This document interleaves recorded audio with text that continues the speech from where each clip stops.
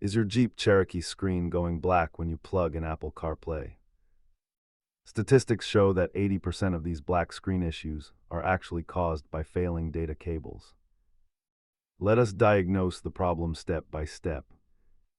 Start by testing a certified cable, then perform a hard reboot of the Uconnect system by holding the power button. Hardware debris in the USB port or outdated iOS software are the most common secondary culprits. Ensure Siri is enabled and your VPN is turned off, as these settings frequently interfere with the CarPlay handshake. Most fixes are simple DIY tasks, but if the port is physically damaged, professional replacement is required. As you can see, swapping your cable solves the vast majority of black screen issues. If problems persist, check your radio fuses or consider a full factory reset of the Uconnect system.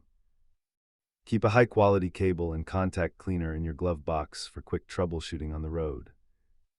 Always remember that forcing a connector can cause permanent damage to your port pins.